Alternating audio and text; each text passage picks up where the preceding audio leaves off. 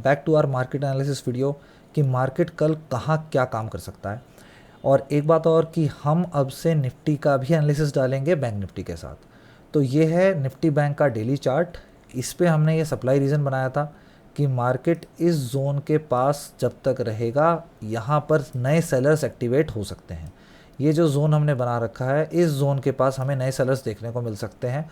और आपको दिख पा रहा होगा कि मार्केट इतने दिनों से इस रेंज में ही फंसा हुआ है।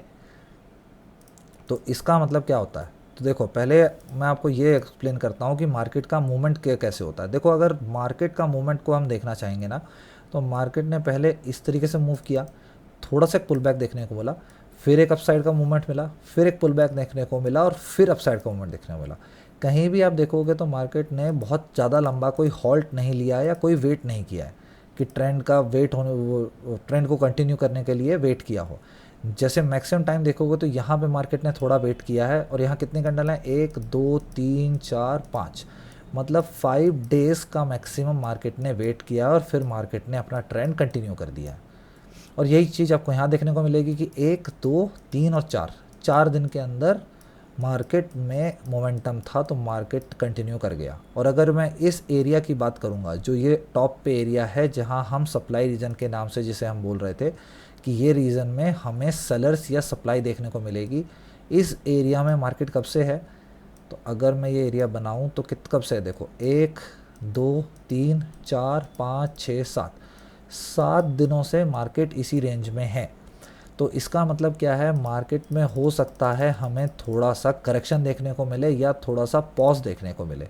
क्योंकि अगर आप यहाँ देखोगे, अगर मैं इसको जूम करता हूँ डेली चार्ट को ही, अगर आप यहाँ इसमें देखोगे तो आपको क्या देखने को मिलेगा कि हमें बड़ी बड़ी कैंडल्स देखने को मिल रही थी जिससे मार्केट अपसाइड पे मूवमेंट दे रहा था। तो हमें बड़ी बड़ी कैंडल्स से मार्केट में अपसाइड मूवमेंट देखने को मिल रहा था। पर यहाँ देखोगे तो यहाँ पे देखो कितनी छोटी छोटी कैंडल देखने को मिल रही हैं। और एक बात और, अगर आप ध्यान दोगे तो आपको एक चीज़ देखने को मिलेगी कि मार्केट में ये कैंडल जब बनी थी हमने एक्सप्लेन किया था कि अप साइड का एक मूवमेंट आ सकता है सम डेज़ के अंदर। पर यहाँ पे भी आपको सेम वही कैंडल देखने को मिल रही है जो ये कैंडल थी, जिसे हम एक हैमर कैंडल के नाम से जानते हैं। पर अगर आप इसमें एक चीज़ देखोगे तो आप नोटिस करोगे कि ये जब कैंडल बनी थी उसके अगले दिन ही हमें इसका कंटिन्यूएशन दिख गया था कि जैसे ये कैंडल होती है हैमर कैंडल है, इसका मतलब क्या होता है, ये एक बुलिश कैंडल होती है कि मार्केट यहाँ से एक अपसाइड का मूव दे सकता है। और इसका हाई या लो जब भी क्रॉस होता है तो हम उसको मानेंगे कि ये एक फॉलो थ्रू मूवमेंट आया है। जैसे ये अपसाइड का था, ये बुलिश था, तो हम ये देखेंगे कि अपसाइड पे मूवमेंट अगर कंटिन्यू कर रहा है तो मतलब ये जो स्ट्रक्चर है ये वैलिड है। ठीक है, तो ये वाली हमें कैंडल देखने को मिली थी, उसके बाद हमें एक अपसाइड का मूवमेंट देखने को मिला। और जब हमें ये कैंडल फिर से देखने को मिली तो देखो अभी 2 दिन से मार्केट उसी रेंज में फंसा हुआ है और वहीं वहीं ट्रेड कर रहा है। तो इसका मतलब क्या होता है कि मार्केट जब तक मार्केट ये जो ऊपर का लेवल है 44,150 200 के आसपास का जो ये जोन है या ये लेवल है, इसको जब तक अपसाइड पे ब्रेक नहीं करता है हमें कोई अपसाइड पे बढ़िया मोमेंटम देखने को नहीं मिल सकता। और हमें मेनली चांसेस हैं कि हो सकता है मार्केट अगर अपसाइड पे मूवमेंट ना करे तो हो सकता है एक शार्प हमें पुल बैक देखने को मिले जिससे मार्केट नीचे आ सकता है 43,500 के लेवल पे और इनफैक्ट 42,800 के लेवल्स तक भी। तो अगर मैं इसे छोटे टाइम फ्रेम पे एनालाइज़ करूं, अगर मैं मार्केट को 30 मिनट के टाइम फ्रेम्स पे एनालाइज़ करूं और देखूं तो मुझे क्या देखने को मिलेगा, जिसके बारे में हमने आपको पहले भी बताया था कि मार्केट एक सिमिलर ट्रायंगल पैटर्न में था। ये एक सिमिलर ट्रायंगल पैटर्न है, इसके अंदर मार्केट ये ऐसा ट्रेड कर रहा था, बार बार इस तरीके से ट्रेड कर रहा था। और आज मार्केट ने गैप अप ओपनिंग दी और इसके ऊपर मार्केट ने सस्टेन किया। मार्केट ने ये दिखाया कि मैं यहाँ ऊपर आऊँगा, एक प्रॉपर एक एरिया को रिटेस्ट करूँगा, उसके बाद फिर मैं अपवर्ड मोमेंटम दे सकता हूँ। पर क्या हमें क्या देखने को मिला कि मार्केट ने क्या किया, मार्केट ऊपर गया, वापस आया, इस एरिया को रीटेस्ट किया, पर मार्केट ने फिर से फॉलो थ्रू नहीं दिया। फॉलो थ्रू का मतलब क्या होता है कि मूवमेंट मार्केट का कुछ इस तरीके से होता है, आपने भी हमेशा यही पढ़ा होगा कि इस जोन को क्रॉस जब करता है या इस हाई को जब क्रॉस करता है तो हम मानते हैं कि ये जो पैटर्न है ये कंटिन्यूएशन पैटर्न है, ये कंटिन्यू हो रहा है, आगे का भी मूवमेंट देखने को हमें मिल सकता है।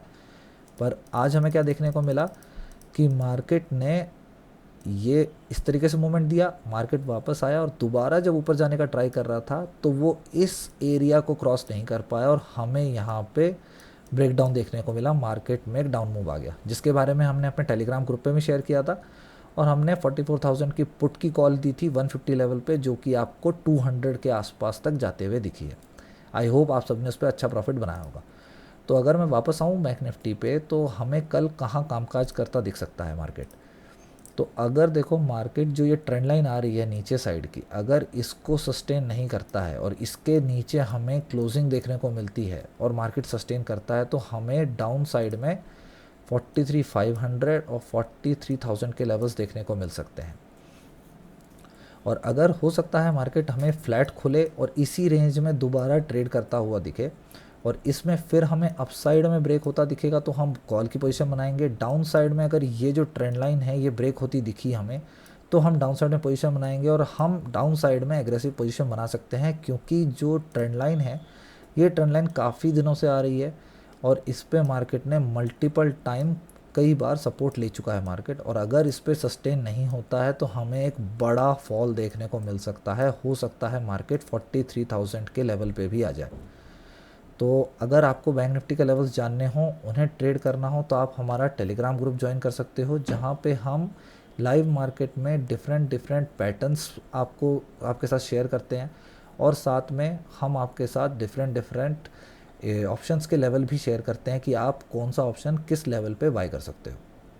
और अगर मैं निफ्टी की बात करूं, तो अगर मैं निफ्टी का चार्ट खोलता हूं, तो अगर निफ्टी की बात करूं, निफ्टी का अगर मैं डेली चार्ट खोलता हूं, तो हमें क्या देखने को मिलता है कि जो निफ्टी है, निफ्टी काफ़ी बुलिश देखने को मिल लग रहा था, पर रिसेंट टाइम में क्या हुआ, जो निफ्टी है, निफ्टी 18,000 के लेवल से लेके 18,500 के लेवल पे के रेंज पे हमें घूमता हुआ दिख रहा है और आज हमें उसमें भी वीकनेस देखने को मिली। आज हमें यहाँ पे एक डोजी कैंडल देखने को मिल रही है। तो इसका मतलब क्या होता है, हो सकता है निफ्टी में भी हमें थोड़ा पुल बैक देखने को मिले, या हो सकता है निफ्टी इस रेंज में ट्रेड करता दिखे, जो कि क्या रेंज है, ये है 18,000 से लेके 18,500 के लेवल्स पे। और अगर मैं इसको लोअर टाइम फ्रेम पे एनालाइज़ करता हूँ, जैसे 30 मिनट पे अगर मैं इसको एनालाइज़ करूँ, तो हमें देखने को मिलेगा कि निफ्टी एक रेंज में ट्रेड कर रहा है, जो कि है 18,450 के लेवल्स अपसाइड पे, जिसको मार्केट ने आज भी उसके ऊपर का ब्रेकआउट हमें देखने को नहीं मिला। और मार्केट एक यहाँ चैनल में ट्रेड कर रहा था, जिसको मार्केट, जैसे ये देखने को मिलेगा, ये एक चैनल में ट्रेड कर रहा था जिसको मार्केट सस्टेन नहीं कर सका और आखिरी आवर्स में हमें इसमें भी ब्रेकडाउन देखने को मिला। तो कल के लिए हम क्या ट्रेड कर सकते हैं, हम कल के लिए निफ्टी को ट्रेड ऐसे कर सकते हैं कि अगर निफ्टी 18,350 के लेवल्स को सस्टेन नहीं करता है, जो कि ये लेवल है, ये एक स्ट्रॉन्ग सपोर्ट लेवल हुआ करता था, अब ये स्ट्रॉन्ग रेजिस्टेंस लेवल के तरह काम करेगा। अगर मार्केट नीचे अगर ओपन होता है और यहाँ आता है, तो हम ये कंटिन्यूएशन पैटर्न का वेट करेंगे। और अगर मार्केट इस रेंज में कहीं खुलता है, तो हो सकता है निफ्टी हमको 18,200 से लेके 18,300 के लेवल के बीच में ट्रेड करता हुआ दिखे। या हो सकता है अगर हमें वीकनेस देखने को मिले बैंक निफ्टी की वजह से, तो हमें 18,000 के लेवल पे भी निफ्टी आता हुआ दिख सकता है। हम इसके लेवल्स और टेलीग्राम पे पोस्ट अपने करते रहेंगे और लाइव मार्केट में हम आपके साथ डिफरेंट लेवल्स शेयर करते रहेंगे, जिससे आपका काफ़ी फ़ायदा होगा। तो make sure to join our channel, ताकि आपको आगे के वीडियोस मिलते रहें। Thank you.